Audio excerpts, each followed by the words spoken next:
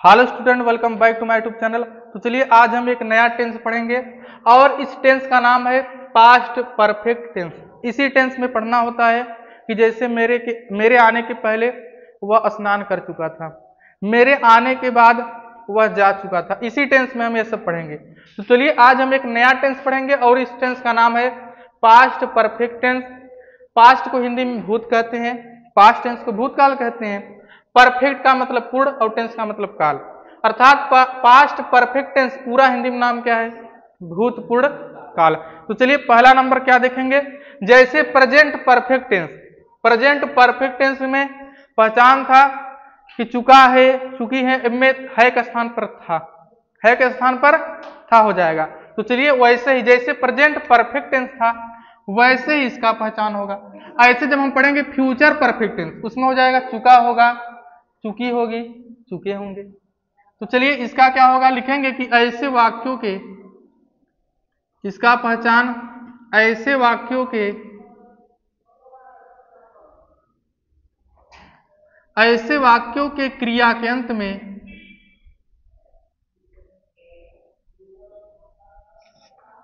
ऐसे वाक्यों के क्रिया के अंत में चुका था,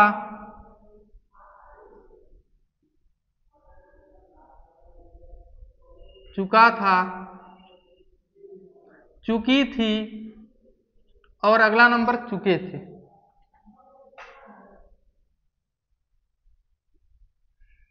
चुके थे या अंत में रहेगा आ था, आ का मात्रा, जैसे लिया था, दिया था, लिया और दिया अंत में आ का मात्रा है। तो या था रहेगा आ था, या बड़ी का मात्रा ई थी, या ए का मात्रा रहेगा ए थी, इत्यादि शब्द लगे रहते हैं, इत्यादि शब्द लगे रहते हैं। तो सबसे पहले आपको हर एक टेंस का पहचान याद करना होगा। तो इस पास्ट परफेक्ट टेंस का देखिए पहचान है कि ऐसे वाक्यों के क्रिया के अंत में चुका था, चुकी थी, चुके थे, आ था, ई थी, ए थी, अर्थात अंत में या तो आ का मात्रा आएगा और था, अंत में या तो बड़ी का मात्रा आएगा और थी, या ए का मात्रा आएगा और थे, इत्यादि शब्द लगे रहते हैं। और इस पास्ट परफेक्ट टेंस का जो सहायक क्रिया होता है, सहायक क्रिया को हम कहते हैं इंग्लिश में हेल्पिंग वर्ब। तो इसका सहायक क्रिया हेल्पिंग वर्ब, हेल्पिंग वर्ब होता है हैड। क्या होता है? हैड। तो इसका हेल्पिंग वर्ब क्या होता है आपको याद रखना है, हैड। प्रेजेंट परफेक्ट टेंस में सहायक क्रिया था हैज, हैव, और इसमें है हैड। जब इसमें एक ही सहायक क्रिया है, देखिए एक सिर्फ हैड भर, अब चाहे एक वचन करता हो चाहे बहुवचन करता हो, सभी के साथ में क्या लगाएंगे भाई? जब दो सहायक क्रिया रहता तब तो अलग अलग होता ना, सहायक क्रिया तो एक है, तो जब एक सहायक क्रिया है तो सभी कर्ता के साथ हैड का प्रयोग करेंगे। बाकी जैसे हम बता रहे हैं कि परफेक्ट अगर टेंस है, चाहे present perfect, past perfect, future perfect, ऐसे टेंसों में वर्ब का थर्ड फॉर्म लिखा जाता है, वर्ब का थर्ड फॉर्म। जैसे बाथ मतलब नहाना, बाथ, बाथड, बाथड। प्ले मतलब खेलना, play, played, played. Run, run का वही तीनों का तीनों होता है। उसके बाद जैसे स्पीक का मतलब बोलना, स्पीक, स्पोक, स्पोकन। तो इसमें क्या होता है, थर्ड फॉर्म का उपयोग होता है। तो चलिए यहां पर लिख लीजिए, सभी कर्ताओं के साथ, अर्थात इस टेंस में, इस टेंस में इस टेंस में सभी कर्ताओं के साथ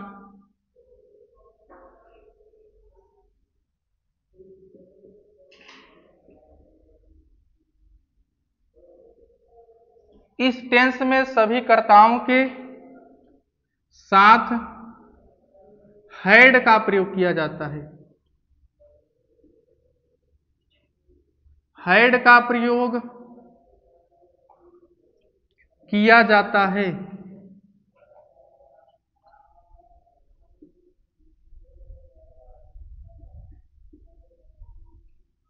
हैड का प्रयोग किया जाता है। इस टेंस में सभी कर्ताओं, सभी कर्ता का मतलब कर्ता दो प्रकार का होता है, एक वचन कर्ता और बहुवचन कर्ता।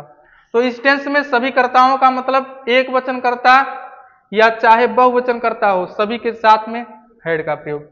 और चलिए आगे लिख लीजिए, और वर्ब का थर्ड फॉर्म लिखा जाता है। अब हिंदी में आप लोग जानते हैं कि वर्ब को हिंदी में क्या कहते हैं, कम इन। और वर्ब का थर्ड फॉर्म, वर्ब का थर्ड फॉर्म लिखा जाता है।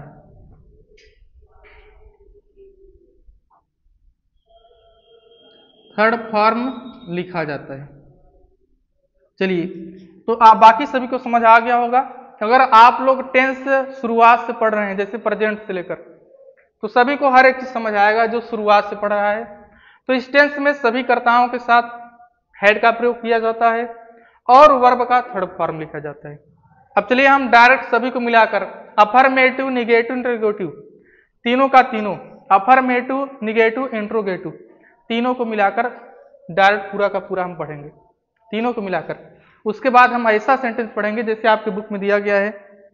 पहला नंबर कि मेरे आने के पहले वह स्नान कर चुका था, पुलिस के आने के पहले चोर भाग चुके थे। ऐसा सेंटेंस, इस टेंस में वैसा ही सेंटेंस पढ़ना है। बाकी जो छोटा छोटा सेंटेंस है, चलिए एक साथ में पूरा का पूरा पढ़ेंगे। जैसे पहला नंबर अफर्मेटिव है, खाना खा चुका था। पहला नंबर यह है पास्ट परफेक्ट टेंस में, मैं खाना खा चुका था। ये पहला नंबर कम इन, मैं खाना खा चुका था।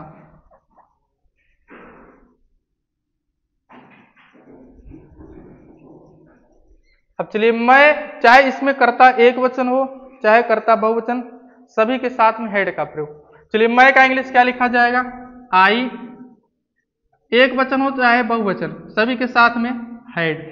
अंत में लिखा है ना चुका था।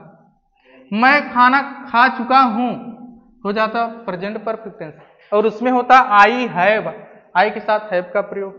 तो पीछे का टेंस दोहराते रहिए, आई हैड, खाना खा चुका था।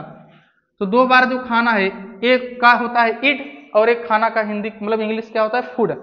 तो eat, ate, eaten, I had eaten food, इसका ट्रांसलेशन क्या होगा, I had eaten food. Eat का थर्ड फॉर्म ईटेन। तो मैं खाना खा चुका था, आई हैड ईटेन फूड। अगला नंबर, रेलगाड़ी प्लेटफॉर्म पर आ चुकी थी। चलिए अगला नंबर,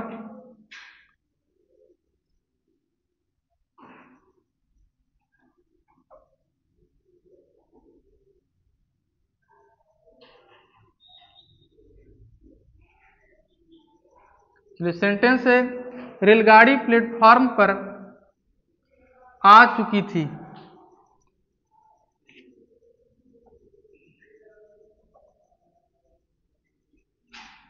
चलिए, रेलगाड़ी का इंग्लिश आपको लिखना है द ट्रेन। क्या लिखा जाएगा, द ट्रेन, द ट्रेन। उसके बाद हैड, इसमें नहीं देखना है एक वचन है कि बहुवचन। हैड कम, केम, कम, तो थर्ड फॉर्म कम ही होता है, come, came, come. The train had come platform पर, on the platform, on the platform. ये हमारा क्या हो गया, ट्रांसलेशन हो गया, the train had come on the platform. अगला नंबर, सूर्य निकल चुका था। तीसरा नंबर सेंटेंस, सूर्य निकल चुका था।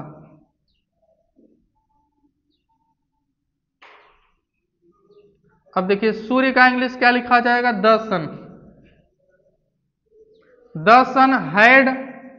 अब सूर्य निकलना या उगना, इसका इंग्लिश क्या होता है, राइज, राइज, रोज, राइजन। तो हो जाएगा the sun had risen, RISEN, हो गया ट्रांसलेशन।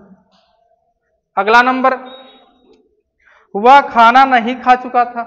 अगर नहीं है तो नॉट लगा दीजिए। 4 नंबर, वह खाना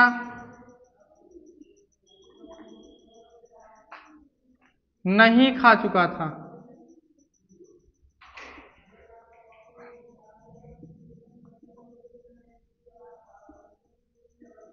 वह खाना नहीं खा चुका था। अगर निगेटिव है तो नॉट लगा दीजिए।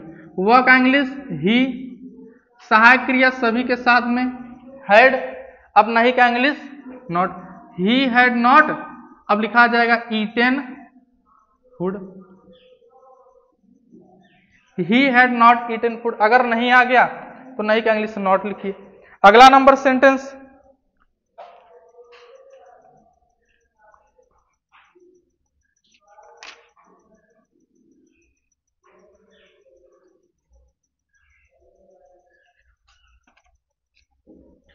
अगला नंबर सेंटेंस, क्या तुम क्रिकेट खेल चुके थे?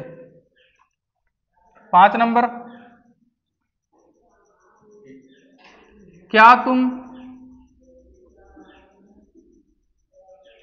क्रिकेट खेल चुके थे?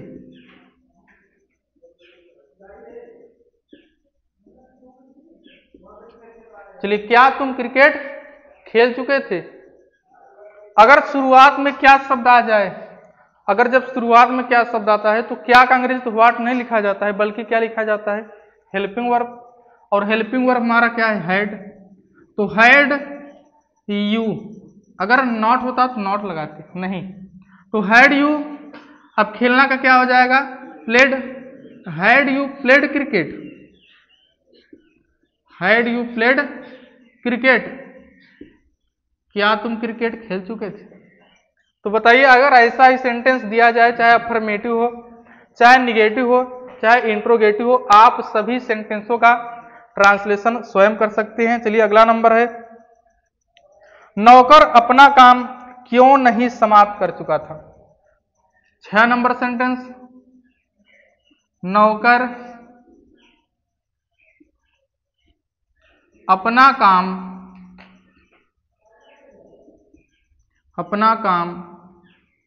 क्यों नहीं समाप्त कर चुका था?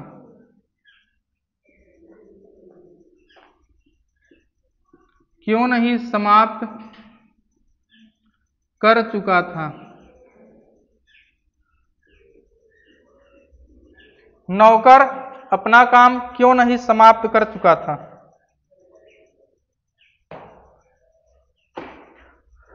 चलिए, अगर बीच में आ जाए प्रश्नवाचक शब्द, बीच में क्या आया है? क्यों, तो क्यों का अंग्रेजी सबसे पहले लिखा जाता है, सभी को पता है। क्यों का अंग्रेजी क्या होता है? इसका अंग्रेजी होता है वाई, तो लिखा जाएगा सबसे पहले वाई। वाई के बाद हेल्पिंग वर्ब हैड। अब नौकर का अंग्रेजी लिखा जाएगा द सर्वेंट। क्या लिखा जाएगा? The servant. द सर्वेंट, अगर नहीं है तो कर्ता के बाद नॉट, तो इसमें कर्ता क्या है? The servant. तो कर्ता के बाद नहीं का इंग्लिश नॉट, समाप्त करना का फिनिश।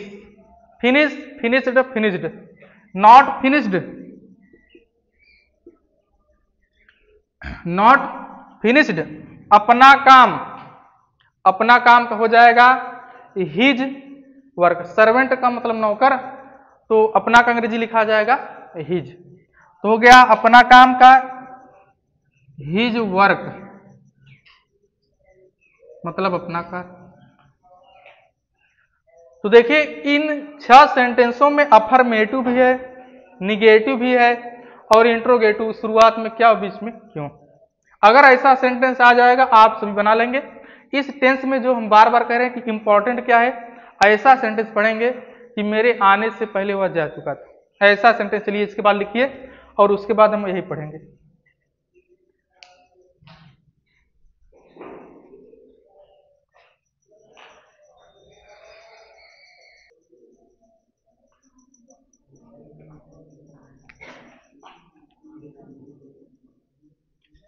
चलिए अब इसके आगे से देखिए,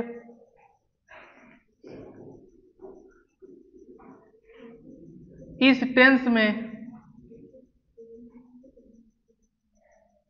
इस टेंस में इसके आगे से आपको लिखना है कि इस टेंस में कभी कभी दो वाक्य,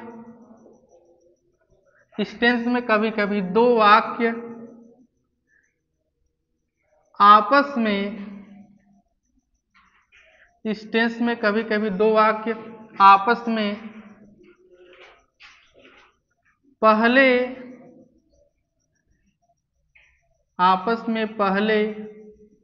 या आपस में पहले या बाद शब्द से जुड़े होते हैं, शब्द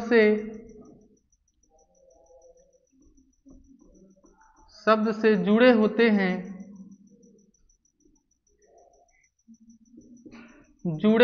हैं, चलिए देखिए क्या लिखा है कि इस टेंस में कभी कभी दो वाक्य आपस में पहले या बाद शब्द से जुड़े होते हैं, तो इनका अनुवाद करते समय,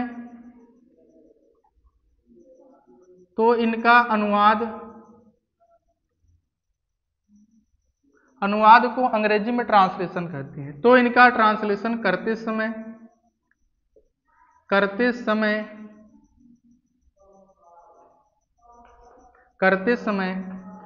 पहले शब्द की अंग्रेजी, जो हिंदी में लिखा है पहले शब्द की अंग्रेजी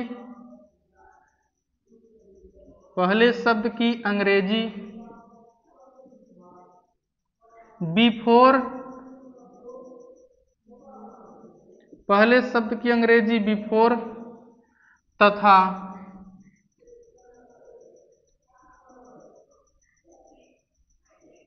तथा बाद शब्द की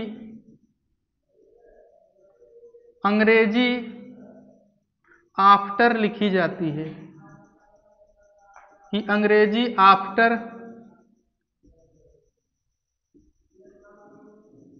आफ्टर लिखी जाती है।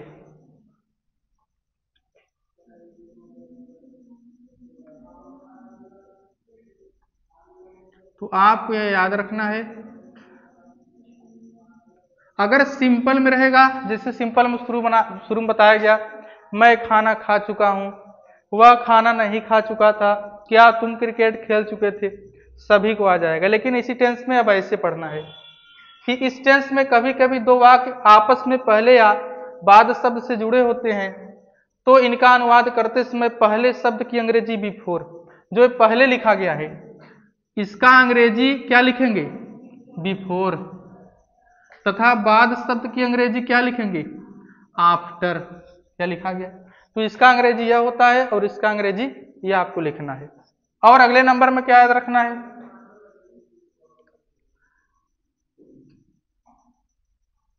जो वाक्य पहले समाप्त होता है या जो कार्य, लिख लीजिए, जिस वाक्य का कार्य पहले समाप्त होता है, जिस वाक्य का कार्य पहले समाप्त होता है,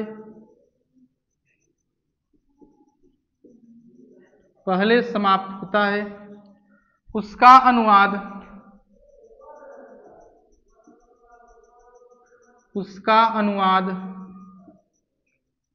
पास्ट परफेक्ट टेंस में,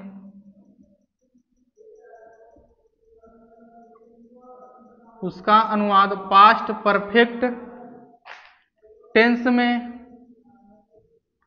तथा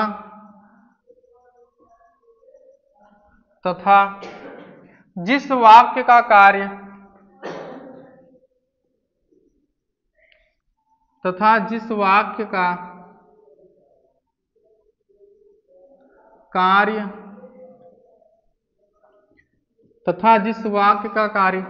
बाद में समाप्त होता है, उसका अनुवाद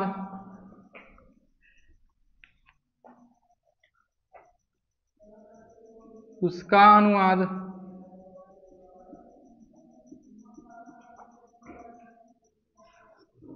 अनुवाद पास्ट इंडेफिनिट टेंस में किया जाता है।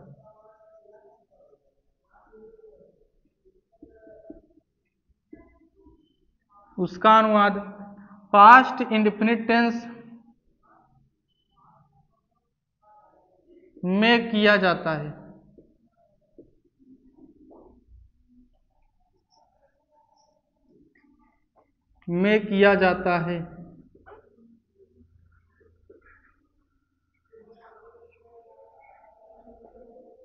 चलिए, जिस वाक्य का कार्य पहले समाप्त होता है उसका अनुवाद पास्ट परफेक्ट टेंस में, तथा जिस वाक्य का कार्य बाद में समाप्त होता है उसका अनुवाद पास्ट इंडेफिनिट टेंस में किया जाता है। चलिए, अब उदाहरण के माध्यम से हम समझेंगे ये पूरा का पूरा नियम क्या लिखा गया है।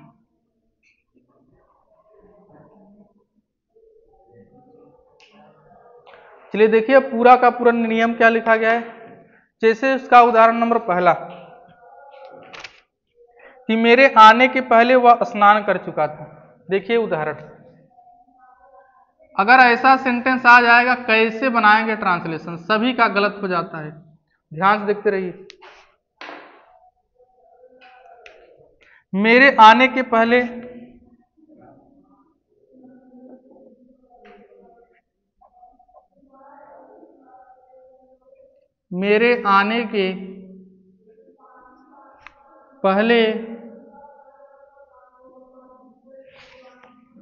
वह स्नान कर चुका था।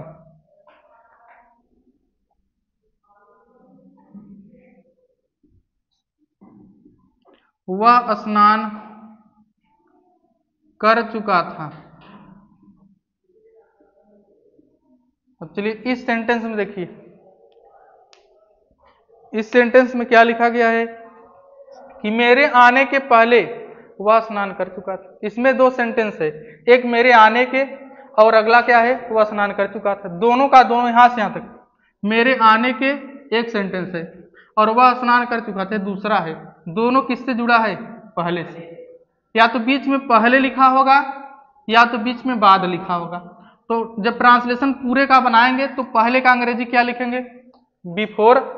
अगर बाद लिखा है तो बाद का अंग्रेजी आफ्टर। इतना ध्यान दीजिए। उसके बाद जिस वाक्य का कार्य पहले समाप्त होता है, देखिए इसमें दो सेंटेंस है, इसमें देखिए कौन कार्य पहले हुआ है, तो मेरे आने के पहले वह स्नान कर चुका था।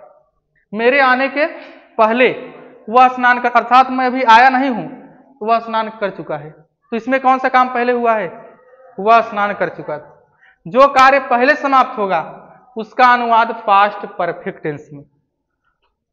जिस वाक्य का कार्य बाद में समाप्त होगा तो उसका अनुवाद पास्ट। इसका मतलब वह स्नान कर चुका था, पहले काम हुआ है।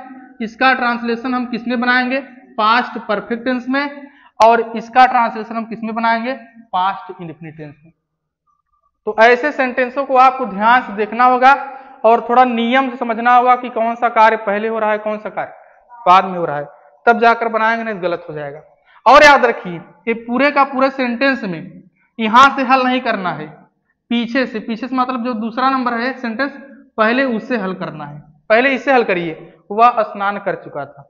और इसे किसमें हल करना होगा, पास्ट परफेक्ट टेंस में। वह स्नान कर चुका था, पास्ट परफेक्ट टेंस में हल करिए। लिखें, इसे पहले हल करेंगे, he had. Past perfect tense यही चल रहा है ना, पास्ट परफेक्ट। तो पास्ट परफेक्ट सहायक क्रिया हैड होता है ना। ही हैड, स्नान करना होता है bathed, BATHED। He had bathed, वह स्नान कर चुका था। अब पहले का अंग्रेजी लिखिए बिफोर। क्या लिखिए, और मेरे आने के, तो मेरे का मतलब आई और आना, इसे हल करेंगे पास्ट इंडेफिनिट में। पास्ट इंडेफिनिट में अगर सेंटेंस अफर्मेटिव होता है उसमें वर्ब का सेकंड फॉर्म लिखा जाता है। तो आई कम केम, आई केम, तो इसका ट्रांसलेशन यही होगा पूरे का पूरे। मेरे आने के पहले वह स्नान कर चुका था, he had bathed before I came. चलिए दूसरा नंबर देखिए, फिर समझिए। दूसरा नंबर,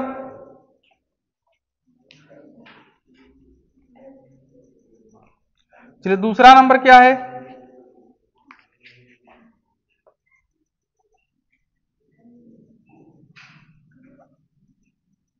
चलिए पुलिस के आने के पहले,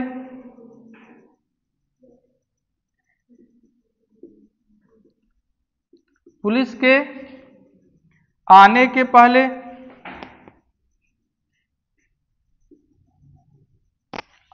पहले चोर भाग चुके थे।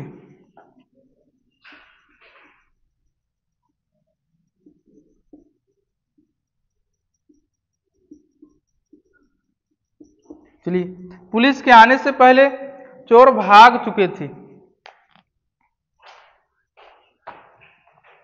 देखिए इसका ट्रांसलेशन कैसे करेंगे कि पुलिस के आने के पहले चोर भाग चुके थे, अर्थात अभी पुलिस पहुंचा नहीं, चोर क्या हो गए हैं, पुलिस के आने से पहले चोर क्या हो गए, भाग चुके हैं। तो बताइए इसमें पहला कौन सा कार्य हुआ है, चोर भाग चुके थे, अभी पुलिस पहुंचा ही नहीं है ना, पुलिस के आने के पहले चोर भाग चुके थे। तो चोर पहले जो पहले काम हो जाएगा उसका अनुवाद किसमें बनाना है, इसका यहां से यहां तक, चोर भाग चुके थे, इसे बनाएंगे पास्ट परफेक्ट टेंस, यही तो चल रहा है, पास्ट परफेक्ट टेंस का सहायक क्रिया हैड, और इस तरफ जो बचेगा पुलिस के आने के, इसे बनाएंगे पास्ट इंडेफिनिट टेंस।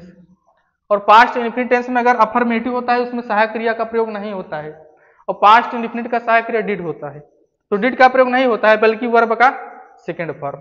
और हमने क्या बताया, इस तरफ का पहले हल होता है, तो इस तरफ का पहले हल करेंगे, ध्यान देखते रहिए। चोर भाग चुके थे तो इसमें बहुत सारे चोर हैं, तो थिप का मतलब चोर, THIEF, थिप का मतलब चोर। और जब एक चोर का बात हो, जब बहुत सारे चोर हैं, THIEVES, थीव्स। एक चोर के लिए थिप, बहुत सारे चोर के लिए थीव्स, THIEVES, थीव्स। तो लिखा जाएगा इसमें इसका ट्रांसलेशन, चोर भाग चुके थे, इस तरफ का पहले होता है हल, तो लिखेंगे कि द थीव्स, इसे कहीं पर लिख लीजिए, या एक चोर के लिए अगर बहुत सारे चोर हैं तो थीव्स हो जाता है, द थीव्स, द थीव्स। भागना का अंग्रेजी होता है run away, run away, RUNAWAY, run away. तो रन, रैन, रन, रन का लिखिए, अवे वैसे ही लिखा जाएगा, रन का रन, रैन, रन, तो थर्ड फॉर्म फिर क्या हो जाएगा, रन ही, तो लिखा जाएगा द थीव्स। और पास्ट परफेक्ट टेंस का सहायक क्रिया had, the thieves had run away, ध्यान से देखते रहे तभी आएगा। और जो लिखा गया है पहले, अब पहले का अंग्रेजी लिखेंगे बिफोर। ऐसे सेंटेंसों को आज आप घर पर जब जाइएगा फिर से हल करिएगा, पूरा नियम समझिएगा। पहले का अंग्रेजी बिफोर, अब इसे हल करेंगे पास्ट इंडेफिनिट में, पुलिस के आने से पहले लिखा जाएगा द पुलिस, द पुलिस। और आना का कम, केम, कम, तो सेकेंड फॉर्म केम, पूरा का पूरा ट्रांसलेशन हल हो गया।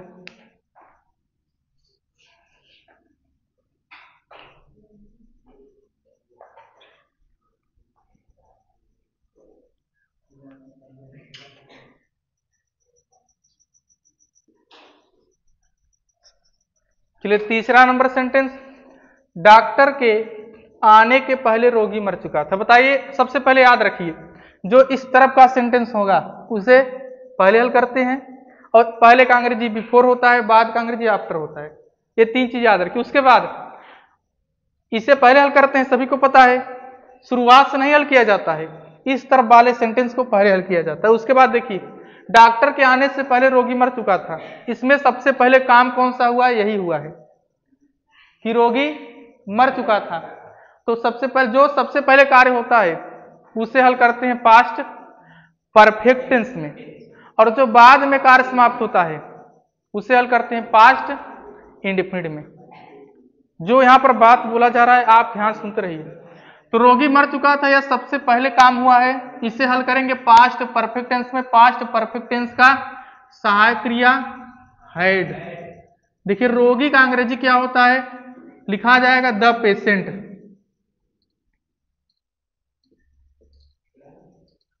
इसे पढ़ेंगे पेशेंट। क्या पढ़ेंगे? PATIENT, याद रखिए। रोगी का अंग्रेजी PATIENT, इसे पढ़ेंगे पेशेंट। क्या पढ़ेंगे? पेशेंट। द पेशेंट हैड, क्योंकि इसे रोगी मर चुका था, इसे किस में हल करेंगे? पास्ट परफेक्ट में। द पेशेंट हैड, मरना का होता है डाई, डाई, डाइड, डाइड। ध्यान देखिए, डाई मतलब मरना, DIE, डाई मतलब मरना, डाई, डाइड, डाइड। तो तीसरा number, the patient had died. अब पहले का अंग्रेजी क्या लिखेंगे? बिफोर। अब लिखेंगे डॉक्टर के आने के, लिखा जाएगा द डॉक्टर। द डॉक्टर आना का होता है कम, केम। तो इसे हल करेंगे पास्ट इंडिफिनिट में, और पास्ट इंडिफिनिट में वर्ब का सेकंड फॉर्म लिखा जाता है केम। तो वैसा सेंटेंस आप लोग क्या करिए, बनाना सीख लीजिए कि डॉक्टर के आने के पहले रोगी मर चुका था। The patient had died before the doctor केम। चलिए अगला नंबर सेंटेंस।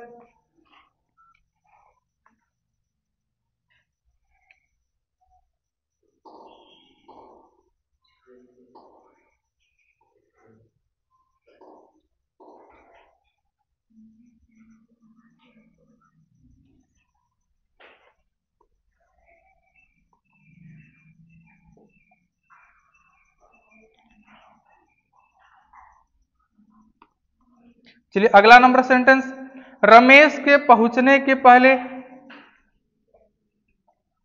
रमेश के पहुंचने, रमेश के पहुंचने के पहले, रमेश के पहुंचने के पहले उसकी माताजी खाना बना चुकी थी।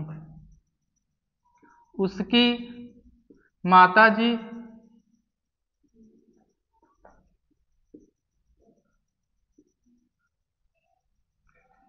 उसकी माताजी खाना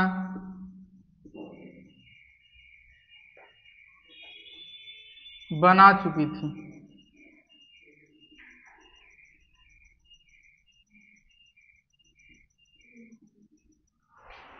रमेश के पहुंचने के पहले उसकी माताजी खाना बना चुकी थी।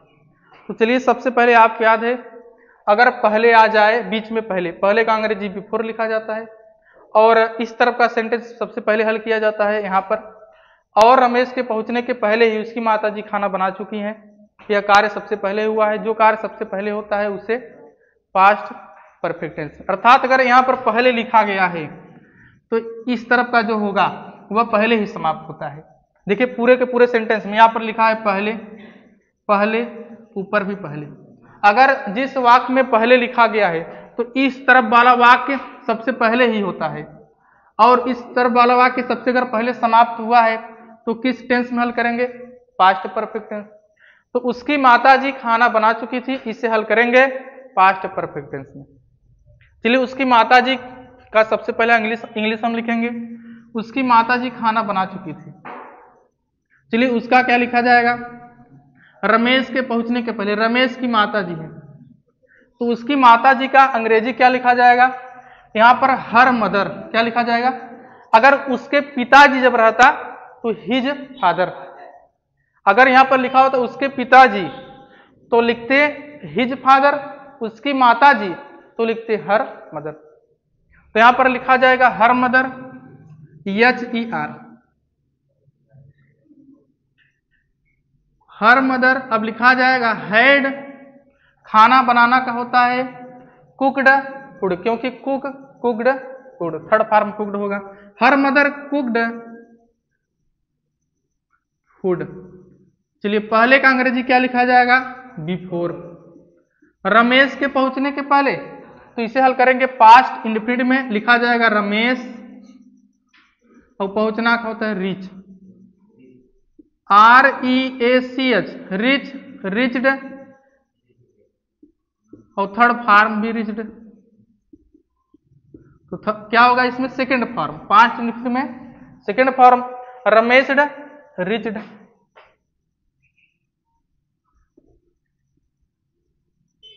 चलिए सेंटेंस पूरा हल हो गया कि her mother had cooked food before Ramesh reached. अगला नंबर सेंटेंस,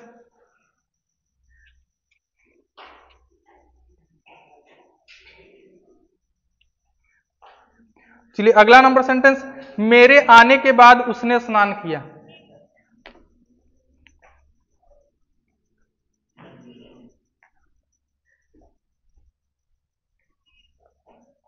चलिए अगला नंबर सेंटेंस, मेरे आने के बाद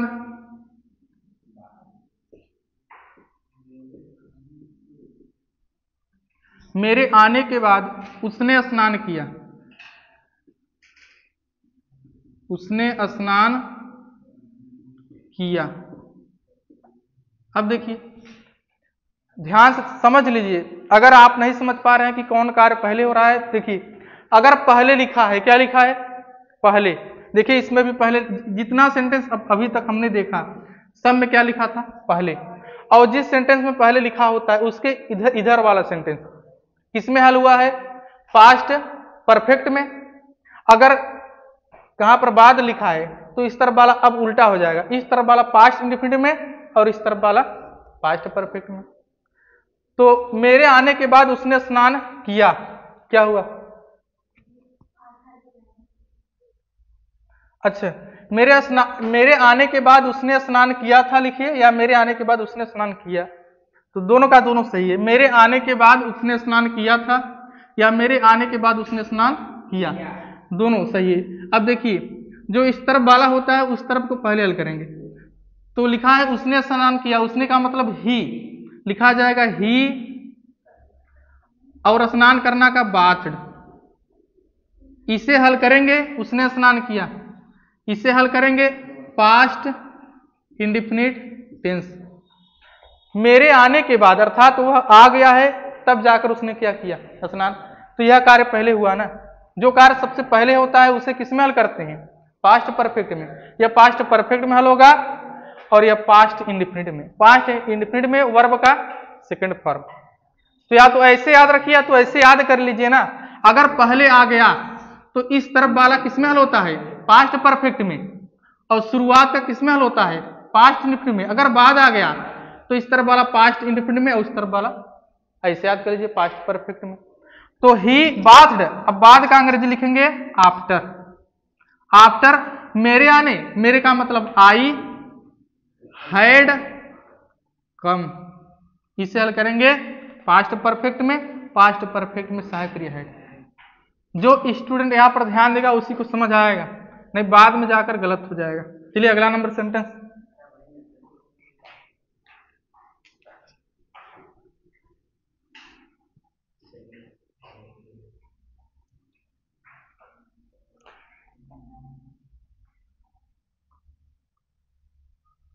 चलिए अगला नंबर,